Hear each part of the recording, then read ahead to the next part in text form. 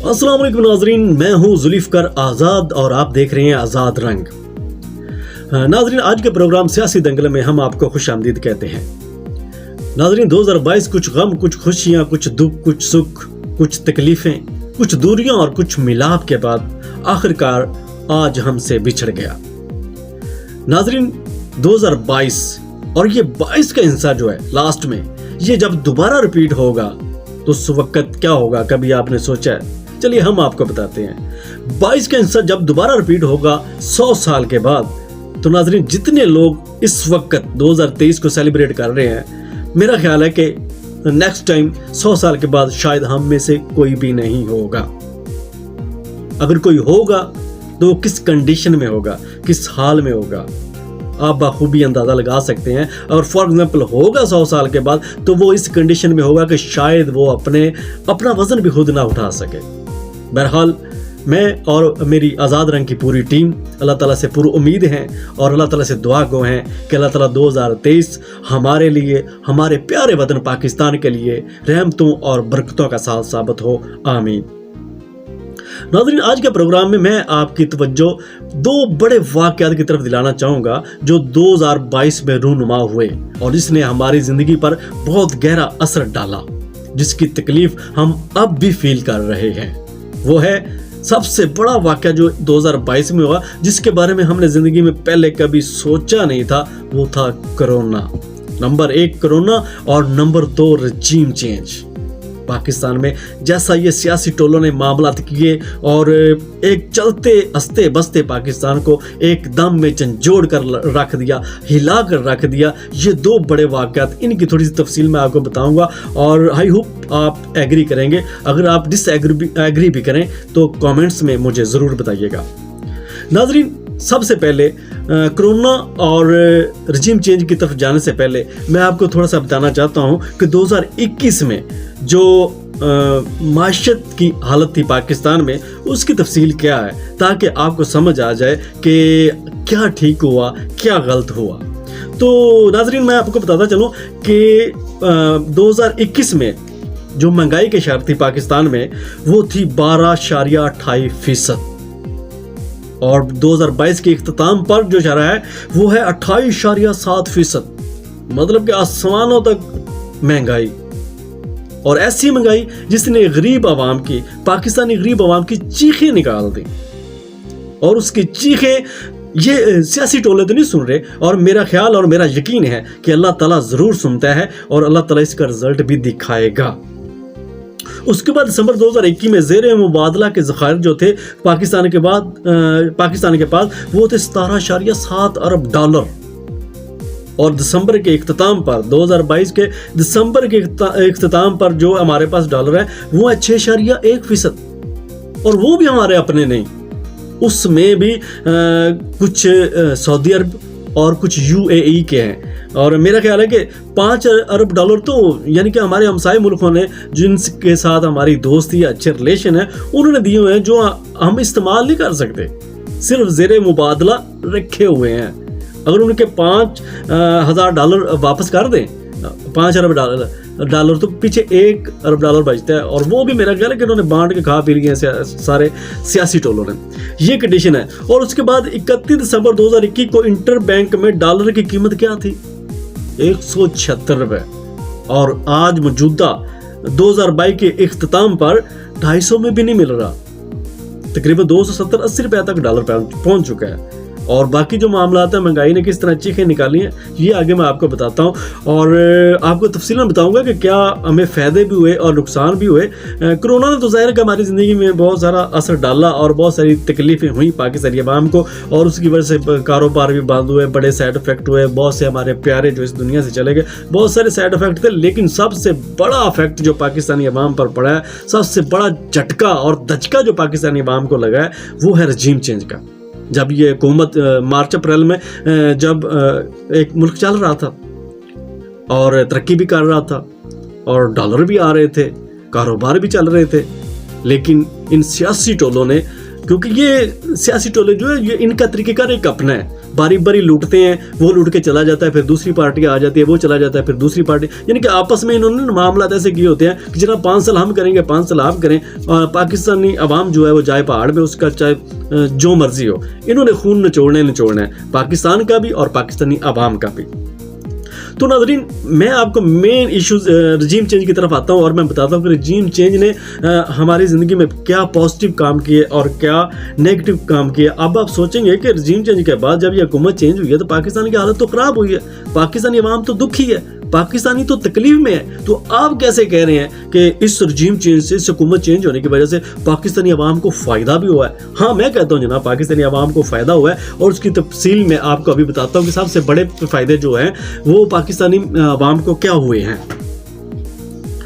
اچھا، regime change, حکومتیں جب چینج ہوئی، رجیم چینج کا سب سے پہلا نقصان، میں ایک نقصان بتاؤں گا، اس کے بعد آپ کو فائدہ بھی بتاؤں گا کہ فائدے کیا ہوئے، نقصان کیا ہوئے۔ تو پہلا نقصان جو یہ ہوا کہ ایک ہستا بستا ملک چل رہا تھا، ڈالر آ رہا تھا، کارخانے چل رہے تھے، مزدوروں کی کمی ہو رہی تھی پاکستان میں، اور اس سیاسی ٹولے نے آ کے حکومت کو گرا دیا، اور یہ پاکستان کی تاریخ میں پہلی مرتبہ ہوا، اور میرا خیال ہے کہ اس 100 سال میں پہلی مرتبہ ہوا کہ ان سارے سیاسی پارٹیاں مل کے ایک ہو گئی، کیونکہ پہلے بانٹ کے کھاتے تھے۔ جب ایک تیسری party I, P T I, تو یہ باقی ساروں کے پاس کوئی حل نہیں تھا، کوئی توڑ نہیں تھا۔ وہ بندہ ایک اور سمجھ کا تھا، اس کی ایک سمجھ اور قسم کی تھی، وہ ان میں بیٹھ نہیں سکتا تھا۔ اس نے جنگ لے لی، اس نے کہا میں ایسے نہیں کروں گا، عوام نے مجھے ووٹ دیا ہے، عوام نے مجھے پیار دیا ہے، اگر میں نے عوام کو دھوکہ دیا تو میں اپنے اللہ کو کیا منہ دکھاؤں گا۔ اس انسان کی یہ آواز ہے، اور اس کی فیلنگ یہ ہے، اور اس کا سوچنا یہ ہے کہ میں وہ کام نہیں کروں گا جس کی وجہ سے مجھے اللہ تعالیٰ کے پاس جا کے شرمندہ ہونا پڑے۔ تو ناظرین، یہ سارے واقعات، اور پہلا نقصان میں نے آپ کو بتا دیا کہ جناب اس کا سب سے پہلا نقصان یہ ہوا کہ سیاسی ٹولے نے آ کے حکومت کو تو گرا دیا، ہستا بستا ملک بگاڑ دیا، سارے معاملات چینج کر دیے، لیکن فائدہ کیا ہوا؟ اب آپ سوچ رہے ہیں فائدہ کا، میں بتاتا ہوں آپ کو کہ اس رجیم چینج اور حکومت کو گرانے کے بعد فائدہ جو پاکستانی عوام کو ہوا، پاکستانی عوام بے ہوشی کے عالم سے جاگ گئی، پاکستانی عوام کو ہوش آ گئی، اور پاکستانی عوام ان سیاسی ٹولوں کو پہچان گئی کہ پاکستانی عوام کو جو پہلے کبھی انٹرسٹ ہی نہیں تھا، اور اس کی وجہ یہ بھی تھی کہ پہلے شاید اتنا پتہ نہیں تھا پاکستانی عوام کو، پاکستانی عوام اتنی دلچسپی نہیں لیتی تھی، اور سوشل میڈیا آنے کے بعد ہر بچہ واقف ہے کہ پاکستان میں کیا ہو رہا ہے، کیا ٹھیک ہو رہا ہے، کیا غلط ہو رہا ہے، کیا سچ ہے، کیا جھوٹ ہے۔ یہ سارا جو سسٹم ہے نا، اور پاکستان کو کیسے چلتا ہے، کون چلاتا ہے، کون چلاتے ہیں، کیا معاملات ہیں، یہ ساری چیزیں عوام کے سامنے آ گئی، عوام کو شعور آ گیا کہ پاکستان چلتا کیسے ہے، اور پاکستان کے ساتھ کیا کیا ہوتا ہے، اور کیسے ہوتا ہے۔ یہ سب سے بڑا فائدہ ہوا، جو عوام جو سوئی ہوئی تھی وہ عوام جاگ گئی، اور عوام کو شعور آ گیا کہ جناب نہیں، اور عوام نے سیاسی ٹولوں کو بتا دیا کہ جناب پاکستان آپ کا نہیں، ہمارا بھی ہے، ہم بھی اسی مٹی کے بیٹے ہیں، ہم بھی اس مٹی کی بیٹیاں ہیں۔ اور انہوں نے وہ ثبوت کیسے دیا؟ ضمنی الیکشن میں عوام جاگ گئی، عوام کبھی بھی اس طرح ووٹ نہیں ڈالتی، کبھی بھی اس طرح آ کے یعنی کہ اپنا حق رائے نہیں دیتی جتنی تیزی سے اس مرتبہ دیا ہے 2022 میں، اور یہ سب سے بڑا فائدہ ہوا۔ اور اس کے بعد دوسرا نقصان کیا ہوا رجیم چینج کا؟ جب یہ حکومت گرائی گئی، اس کا نقصان کیا ہوا؟ اور اس کا نقصان یہ ہوا کہ پاکستان میں جو پاکستانی غربت کی لکیر سے نیچے تھا، وہ اور نیچے دب گیا، وہ اور مہنگائی کی چکی میں پس گیا۔ اور اس میں ایڈ کرتا جاؤں کہ نقصان میں کیا ہوا، سب سے بڑا نقصان غریب کے جو غربت کی لکیر سے نیچے تھا نا، اس کو 15,000 روپے مہینہ مل رہے تھے، وہ ختم ہو گئے، وہ بند ہو گئے۔ یہ نقصان ہوا جی، غریب آدمی کو یہ نقصان ہوا۔ اور اس کے بعد فائدہ کیا ہوا؟ یہ سوچنے والی بات ہے۔ فائدہ جو ہوا پاکستانی عوام کو، وہ یہ ہوا کہ پاکستانی عوام کو یہ پتہ چل گیا کہ پاکستان کیسے چلتا ہے، کون چلاتا ہے، وہ سارے چہرے سامنے آ گئے۔ اور یہ سارا کام اللہ تعالیٰ نے کیا، تکلیف دی، دکھ دیا، پریشانی دی، مہنگائی دی، کرونا جیسی بیماری دی، لیکن اتنا شعور دے دیا کہ پاکستان کون چلاتا ہے، کیسے چلتا ہے، کیا کیا معاملات ہیں۔ عام بندہ بھی آج جانتا ہے، جو ایک ریڑھی چلاتا ہے نا، ایک گدا ریڑھی چلاتا ہے، ایک چھاوڑی لگاتا ہے، سائیکل پہ فروٹ بیچتا ہے، وہ بندہ بھی اب جانتا ہے کہ پاکستان کو کون چلا رہا ہے، پاکستان کیسے چل رہا ہے، कौन कौन लोग इसको खा रहे हैं, क्या क्या कर रहे हैं। गरीब आदमी माचिस भी खरीदता है तो टैक्स देता है, दूध खरीदता है तो टैक्स देता है, चाय पत्ती खरीदता है तो टैक्स देता है, लेकिन ये टैक्स जाता कहाँ है? ये लोग अरबोंपति कैसे हो जाते हैं? इनके इतनी बड़ी जायदादें कैसे बन जाती हैं? ऐसे ये अब शऊर आ गया पाकिस्तानी अवाम को कि जनाब ये पाकिस्तान के साथ क्या क्या होता है और कैसे कैसे पाकिस्तान को खाया जाता है और निचोड़ा जाता है। और तीसरा जो नुकसान हुआ पाकिस्तानी अवाम को, वो ये नुकसान हुआ कि पहले जब हुकूमत चेंज नहीं हुई थी, रजीम चेंज नहीं हुआ था, उस वक्त घी 350 रुपये में मिलता था और अब 550 में। जब रजीम चेंज नहीं हुआ था तो आटा 55 रुपए किलो था, अब 130 रुपए, और वो भी नहीं मिल रहा। ये हुआ नुकसान। जिसको 1000 रुपए बिजली गैस का बिल आता था, अब उसको 5 से 7 हजार रुपए आता है। ये भी नुकसान हुआ। लेकिन फायदा क्या हुआ, ये सोचने वाली बात है। फायदा ये हुआ कि तीसरा फायदा ये हुआ कि पाकिस्तानी अवाम में इतना शऊर आ गया कि पाकिस्तानी अवाम को हक और बातिल का पता चल गया, सच और झूठ का पता चल गया, अपना हक किससे और कैसे लेना है ये पता चल गया। यहाँ फायदे, नुकसान भी हैं, लेकिन फायदे जो है ना वो बड़े मजे के हैं। क्योंकि ये सारे मामलात में ना जितना भी ये सियासी टोले मुख्तलिफ पार्टियों में थे, ऐसे थे वैसे थे, सारे पलट पुलट के ना अल्लाह ताला ने सारे चेहरे पाकिस्तानी अवाम को दिखा दिए।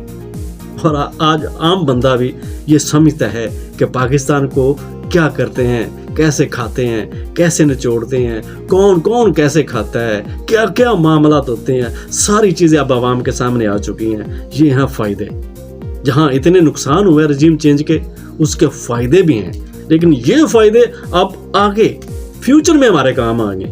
इंशाल्लाह पाकिस्तानी अवाम के फ्यूचर में ये चीज़ें काम आएंगी जो इस रजीम चेंज के बाद पाकिस्तानी अवाम को पता चला है, जो शऊर आया है, जो उजागर हुआ है उनके अंदर शऊर। ये सारी चीज़ें जो है ना आगे जाके हमें फ़ायदा देगी इंशाल्लाह। क्योंकि अल्लाह ताला खुद फरमाता है कि जैसे रात के अंधेरे के बाद सूरज तुलू होता है और हर तरफ रोशनी छा जाती है, और खुशी के बाद गम आता है, गम के बाद खुशी आती है, इसी तरह ज़वाल के बाद अरूज आता है। तो इंशाल्लाह ताला मेरा दिल कहता है, हम सब का दिल कहता है, इंशाल्लाह ताला ज़वाल के बाद अरूज आएगा, पाकिस्तान में खुशहाली आएगी, पाकिस्तान में हर तरफ बहारें होंगी, पाकिस्तान में गरीब आदमी खुशी से जिएगा, पाकिस्तान में दुख तकलीफ जितने भी हों मिल के गुजारेंगे।